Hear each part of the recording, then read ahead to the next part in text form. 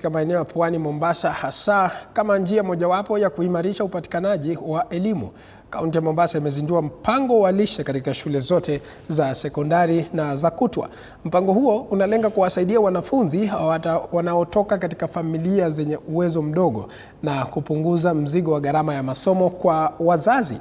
Akizungumza wakati wa uzinduzi, gavana wa kaunti ya Mombasa Abdulswamad Nassir ametaja kuwa mpango huo unafuata mafanikio ya lishe kwa wanafunzi wa ECDE ambayo imeongeza uwepo wa wanafunzi shuleni. Vilevile washikadau wamesisitiza kuwa ukosefu wa lishe shuleni umechangia wanafunzi kutojihusisha na michezo, huku wakiweka mikakati itakayowezesha elimu ya sekondari ya kutwa bila malipo katika kaunti ya Mombasa.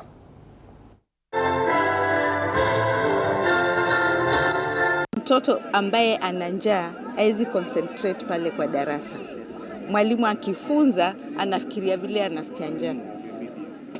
Mambo mengi hawezi kuyafanya. Mambo ya co-curricular hana nguvu, kwa sababu anafikiria labda nyumbani pia kule aliacha hakuna kitu.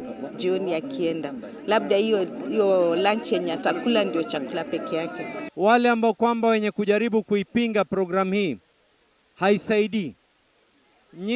Nyinyi mkitaka kupigana na mimi, piganeni na mimi, lakini sio kutafuta mazuri ambayo yatasaidia watoto wetu. Sio kila mtoto mzazi gharama yake ni 10,000. 12,000 serikali ya kaunti, mambo ya chakula tutadili na shule. Kisha nyinyi wazazi, mbunge akiwasaidia 5,000, itakuwa mmebaki na 5,000 kwa mwaka mmoja. Hiyo hata ukipiga gharama yake unaweza kujibambana. Na tuombe Mungu mwakani mimi nifanye bidii, nifikirie njia nyingine.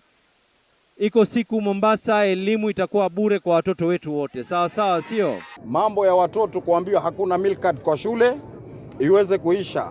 Kwa hivyo amesema atasimamia chakula kwa mashule ya sekondari yetu yote, kama vile ambavyo kwa miaka mitatu amekuwa akisimamia kwa ECDs.